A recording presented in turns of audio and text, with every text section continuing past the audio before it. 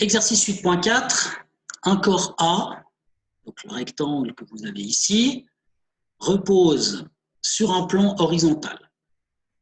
Voilà. Il est relié par un fil au point N, c'est le fil qu'il y a ici. Oula. Voilà, c'est ce fil-là. Un point N d'un mur voisin. Un second fil passant par une poulie de masse négligeable le relie au corps B, qui est ici, suspendu dans le vide. Les masses de A et de B valent toutes les deux 200 grammes. Donc les deux objets ont la même masse. A est encore relié par un ressort léger, celui-ci là, vertical, de longueur L0 égale 50 cm, au point fixe O, qui est là en dessus, ici. Ce ressort de constante égale à 20 Newton par mètre n'est initialement pas déformé. Donc dans la position qu'il est ici, il est au repos, on va dire. Alors l'idée, c'est maintenant de brûler le fil qui relie A à N, c'est-à-dire ici, coupe le fil. Donc évidemment, A aura tendance à se déplacer dans ce sens. Et du coup, eh bien, la question, c'est déterminer l'angle que fait l'axe du ressort avec la verticale au moment où le corps A quitte le plan sur lequel il reposait. Alors, ce qu'il faut comprendre là-dedans, c'est qu'effectivement, notre objet ici va se déplacer de ce côté-là, comme ça. Et puis, quand il se déplace de ce côté-là, eh bien, il est donc en contact avec le sol. Et son accélération, excusez-moi, j'ai fait un peu n'importe quoi, je recommence. Donc, il se déplace dans ce sens.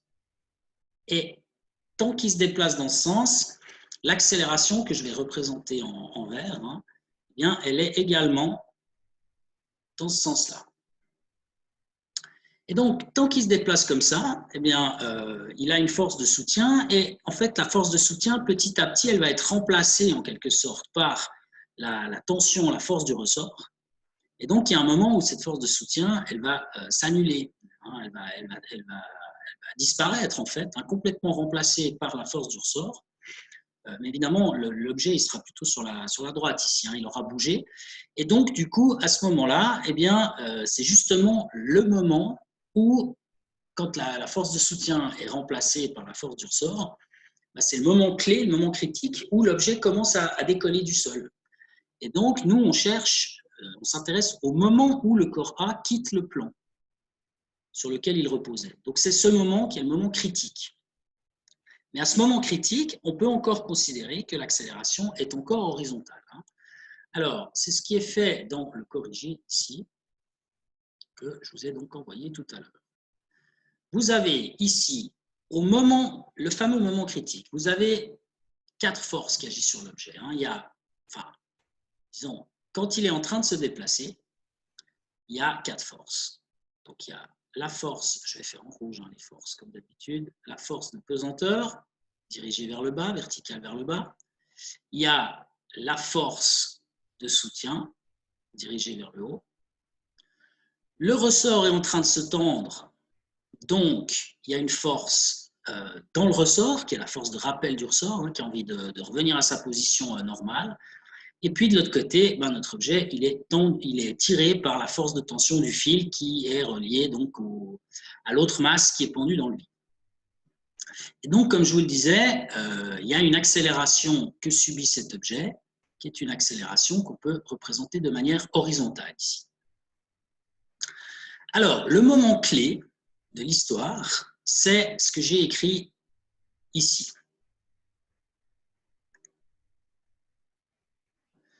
Au moment où le bloc quitte le plan, eh bien, en fait, il n'y a plus de force de soutien. C'est-à-dire que plus le bloc se déplace vers la droite, plus la force F devient grande. Donc, en fait, elle compense petit à petit le soutien. Alors, comme le soutien est compensé par quelque chose, le soutien, il diminue, il diminue, il diminue. Puis, il y a un moment où il est égal à 0. Et à ce moment-là, c'est justement le moment où l'objet quitte le plan. Et donc, à ce moment-là, il va commencer à décoller, en fait. Et à ce moment-là, l'accélération, elle est encore horizontale. Donc, finalement, ce qui nous reste à ce moment-là, c'est 3 forces. La force F, la force de pesanteur et la force de tension. qui combinées entre elles, donnent l'accélération de notre objet. Donc, en termes si on écrit la deuxième loi de Newton, eh bien, on obtient l'équation que j'ai représentée là en dessous, là, ici, le poids plus le soutien, mais le soutien, il est égal à 0 à ce moment-là, hein, puisque justement, on est dans le cas où le moment critique où ça quitte le sol, plus la force du ressort, plus la force de tension. Donc, il y a 3 forces, et l'ensemble de ces 3 forces ont comme effet une accélération A, et donc on écrit somme des forces égale ma. Alors, maintenant, ce qu'il faut faire, c'est projeter ces forces sur un système d'axes. J'ai choisi ici un système d'axes XY, vertical et horizontal, ici. Hein. Vous voyez que dans cette histoire, il y a 3 vecteurs qui sont le vecteur poids, le vecteur tension T et le vecteur accélération, qui sont eux-mêmes horizontaux et verticaux. Donc, les projections vont être faciles à établir. Et puis, il y a un vecteur qui est le vecteur F, la force du ressort, qui, lui, est un peu bizarre, en fait. Enfin, bizarre, un peu oblique. Donc, lui, il va nous apporter un petit problème supplémentaire pour calculer ces composantes selon X et Y. Alors, calculons ces composantes selon X et Y. Donc, commençons avec l'équation sur X. Vous avez donc le poids. Le poids est un vecteur vertical, donc sa composante sur X, c'est 0. Ensuite, il y a la force de soutien. Bon, cette force de soutien, elle est aussi verticale, mais en l'occurrence là, elle est nulle, donc on peut tout de suite mettre 0 comme composante. Alors maintenant, il reste la force F. Alors, si vous avez l'angle alpha ici, là il y a l'angle alpha, vous allez le retrouver, cet angle alpha, ici. Alterne interne. Donc, la composante selon X de la force F, elle correspond en fait à ce côté du triangle, qui est le côté opposé. Je ne sais pas si c'est très clair comme schéma, hein, mais si vous avez l'angle alpha là en bas, et en face, on est sur le côté opposé. Voilà. Donc, qui dit opposé dit sinus, et c'est la raison pour laquelle ici, il y a F sinus alpha qui apparaît, avec un signe négatif, puisque F est dirigé vers l'arrière, enfin vers l'arrière, vers la gauche, tandis que X est dirigé vers la droite. Alors, à ça, il reste encore à ajouter la force de tension. La force de tension, elle est horizontale, donc parallèle à X, et dans le même sens que X. Donc, on ajoute T tout court. Et puis l'accélération, elle aussi, elle est horizontale et parallèle à X, dans le même sens, donc plus A. Donc, on a égal et A. Donc, maintenant, on nettoie tout ça et on trouve, je vais réarranger, T moins F sinus alpha égale MA. Donc, ça, c'est une première équation qui va nous être utile. Je vais l'encadrer en rouge. En réalité, c'est la seule équation qui va nous être utile dans ce problème. Alors, on peut faire l'équation sur Y également. Je vais la faire, même si en réalité, on ne va pas s'en servir par la suite. Donc, je vous rappelle que ici, vous avez l'angle alpha, le même qu'il y a ici. Et donc, sur Y, le poids, lui, est vertical, dirigé vers le bas, Y est vers le haut, donc cette force P devient moins P, en composante sur Y. Pour la force de soutien, eh bien, la composante verticale, c'est S. Mais comme la force de soutien est supposée être nulle à ce moment précis, donc j'ai mis 0 ici. Pour ce qui est de la composante F verticale, eh bien, nous, on s'intéresse à ce côté du triangle qui est le côté adjacent à l'angle alpha. Donc, si c'est le côté adjacent, eh bien, on utilise le cosinus. C'est la raison pour laquelle ici tient cosinus alpha fois F. En ce qui concerne la force de tension, elle est parallèle à X, donc sur Y, c'est 0. Et puis, l'accélération, elle aussi, à ce moment-là, on n'a juste pas encore véritablement commencé à décoller vers le haut. Donc, l'accélération, elle est encore complètement horizontale. Et donc, sa composante verticale, c'est 0. Donc, m fois 0 égale 0. Donc, si on nettoie cette formule-là, on obtient moins P plus FF cos alpha, ça revient à dire que F cos alpha égale P. Et donc, comme P, c'est le poids, eh bien, ça fait M fois G, c'est la formule que vous avez donc ici, la numéro 2, ici. Alors, ce que je peux déjà vous dire comme remarque, c'est que l'équation... Ah non, je me suis... C'est la 1 qui ne sert à rien. Ok, autant pour moi. Donc, l'équation 1 ne sert à rien. Parce qu'en fait, dans cette histoire, il y a la force T qui entre en ligne de compte. Et cette force T, eh bien, il va falloir la relier de l'autre côté à l'autre objet. Et puis, donc, surtout, il y a l'accélération qui intervient. Et cette accélération, on n'a aucune idée de ce qu'elle vaut, en fait. Donc, en fait, ça va nous amener des problèmes. Si on la relie avec l'autre objet qui pond de l'autre côté, on aura deux équations, deux inconnues. On va effectivement pouvoir résoudre ce problème et calculer que vaut T et que vaut A. Mais finalement, ça nous fait une belle jambe parce que la question, ce n'est pas celle-ci, en fait. La question, d'ailleurs, je ne me rappelle plus, il faut vite que j'aille regarder exactement ce qu'on cherche. La question, c'est quel est l'angle que fait l'axe du ressort avec la verticale? Donc, nous, ce qu'on cherche ici, c'est l'angle alpha. Alors, on va plutôt garder l'équation numéro 2, en fait, celle qui est en vert ici, pour la suite du problème. Alors, je regarde la suite ici. Et dans notre équation, qui est donc... Bon, là, je peux tout effacer maintenant. Hop. Voilà. Donc, dans notre équation qui nous intéresse, c'est-à-dire celle qu'on garde, c'est la numéro 2 qui est ici, eh bien, vous voyez qu'il y a la force F qui intervient. Et cette force F, c'est la force du ressort. Alors, cette force du ressort, on sait l'exprimer en appliquant la loi de Hooke, F égale K fois D. K fois D, c'est donc la loi de Hooke, qu'on a vu déjà, la loi de Hooke, qui s'écrit donc H-O-O-K-E, qui exprime la proportionnalité entre la variation de distance de longueur d'un ressort, sa déformation en fait, et la force que le ressort exerce. Alors, ce que j'ai fait ici, bon, là maintenant ça devient un petit peu de la petite cuisine, il s'agit d'exprimer ce D en fonction de alpha en quelque sorte. Alors, puisque c'est ce alpha qu'on cherche. Alors, là, il faut que j'efface 2-3 petits trucs et que je monte un petit peu. Alors, il ne veut pas. Hop, voilà. Alors, là-dedans, il faut que je fasse un petit schéma. Ici, vous avez L0. Ça, c'est la longueur du ressort quand il était au repos. L'objet, il est fixé par le haut ici. Et donc, au début, c'était précisé que quand le fil n'avait pas encore brûlé, eh bien, cette longueur du ressort, c'était la longueur au repos. Donc, c'est ce qu'on appelle L0. Maintenant, l'objet a bougé vers la droite, ce qui a détendu le ressort. Donc, on a un côté du triangle ici, que je vais faire en vert, qui est la longueur L. Donc, ça, c'est L. Et puis, avant, on avait L0 ici. Alors, ici, on se retrouve avec un triangle rectangle. Je vais faire le dernier côté en violet, mais la longueur violette, on s'en fiche, en fait, dans l'histoire. Ce qui nous intéresse, nous, c'est l'angle alpha. Pardon.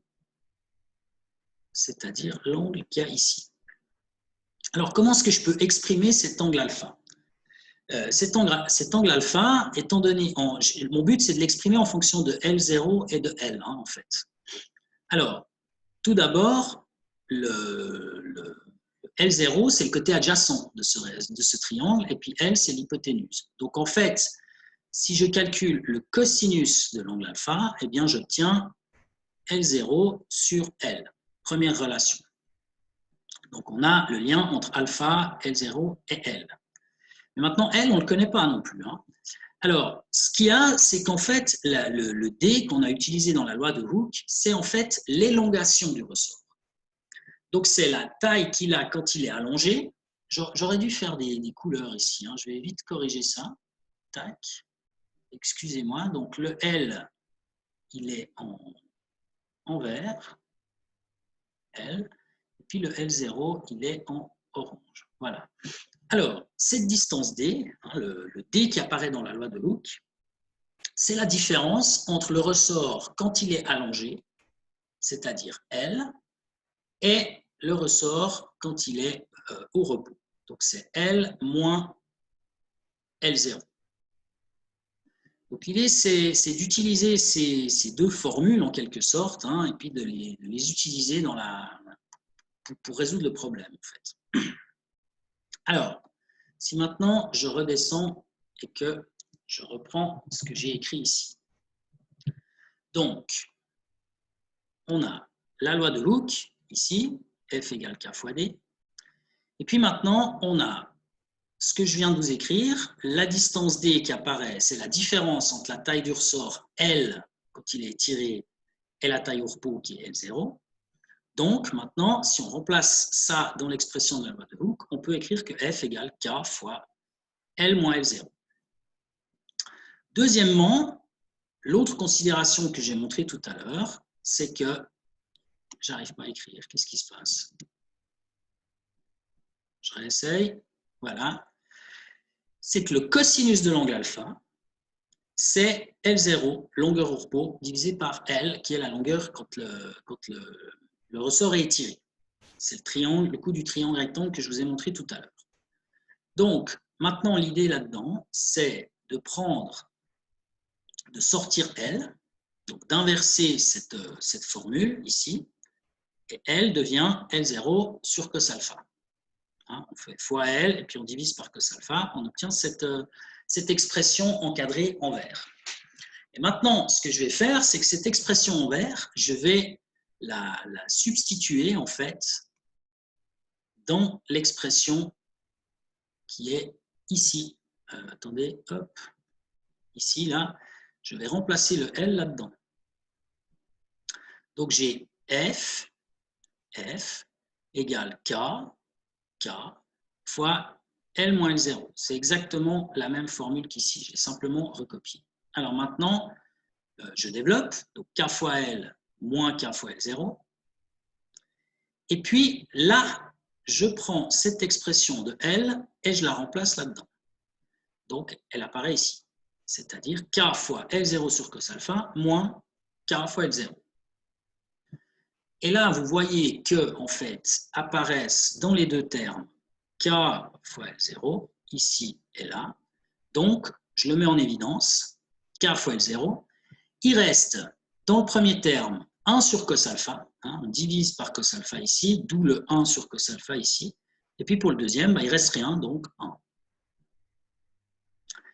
Et donc, comme j'ai 1 sur cos alpha moins 1, bien, je peux dire que ça, c'est égal, si je mets à 1 sur cos alpha, et puis en fait, moins 1, c'est moins cos alpha sur cos alpha. Parce que cos alpha sur cos alpha, ça fait 1 en fait. Hein. Donc, tout est au même dénominateur. Je peux donc mettre cos alpha en bas au dénominateur, et puis il reste 1 moins cos alpha. Donc ça, c'est l'expression que j'ai utilisée ici. Là. 1 moins cos alpha sur cos alpha, et puis en vert, ce qui a été mis en évidence, à savoir K fois L0. Alors, cette loi de Hooke, au final, on l'a exprimée de cette manière-là. Alors, il s'agit maintenant d'essayer de comprendre pourquoi est-ce que j'ai fait ça, en fait. Hein. Si j'ai fait ça, c'est parce qu'en fait, cette expression, elle contient K qui est connu, L0 qui est connu, et puis alpha qui est justement l'inconnu. Donc, finalement, on a exprimé ce F qui apparaît dans la formule ici, là, hein, dans cette formule-là, le F qui est ici, avec une seule inconnue qui est l'angle alpha, justement. Et il se trouve que dans cette formule-là, il y avait deux inconnus, F et alpha. Donc maintenant, si on exprime F avec une seule inconnue qui est alpha, on se retrouve avec une équation avec une seule inconnue.